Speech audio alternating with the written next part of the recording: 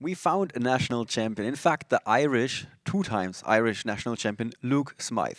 Hi, Luke. Hey, And you are originally from the UK, right? that's correct. Yeah, I moved out to Belfast about 5 years ago. Mm-hmm. So it's because we're not separated by an ocean. It's usually easier for most of the Northern Irish players to go down to the Irish Nationals rather than to the UK. Right, right.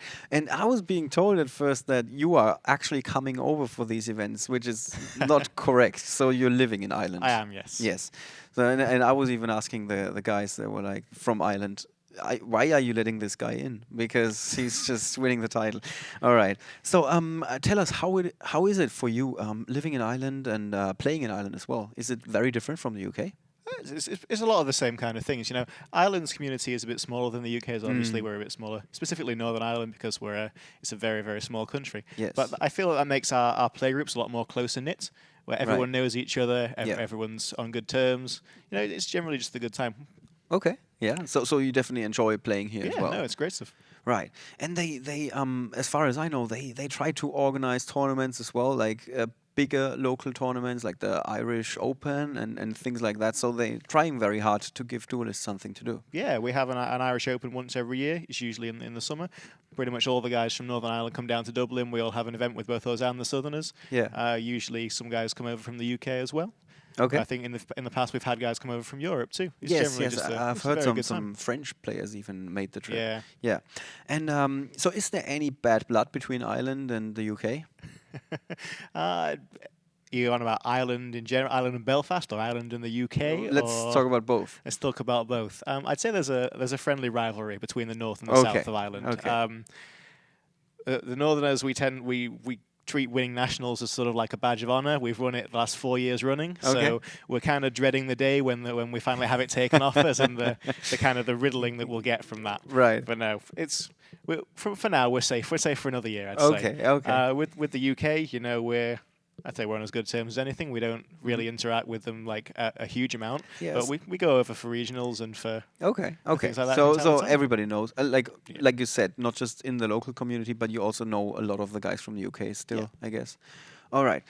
Walk us through it, just in brief. How did the national championship go? What deck did you play? I played Necros. Okay. I feel that it's the most powerful deck in the format and the most consistent by a long way. And did you have any super tough matchups or something? So my matchups, you kind of split them between Necros and non-Necros. Yes. So I played a roughly even split of both. Because we were playing Denko Sekka in the main board, our non-Necros matchups were greatly improved over what the average deck that you'd see at a normal YCS would be playing. So those were generally quite easy as compared to the Necros matchups. I say that in the top 4, I actually misjudged the timeout procedure and lost game 2 on time. Okay. I promptly drew Denko Sekka in my opening hand in game 3 though, so that she came through for me there. The Necros matchups, I won a lot of my game 1s with the Ginlock, and then in games 2 and 3, that it's sort of a more back and forth once you remove the Ginlock from the equation. Right. So what is your opinion on that? Because I've heard different players having different opinions, of course. Do you want to go for the Chinlock as early as possible, or do you want to save it? I think it depends. A lot of my matchups in the Irish Knuckles, because we're such a small community, I actually played against some of the people that I knew from up north. So knowing what their deck lists are, I'm able to play around their ouch to the Ginlock, which means that making it much earlier is much better.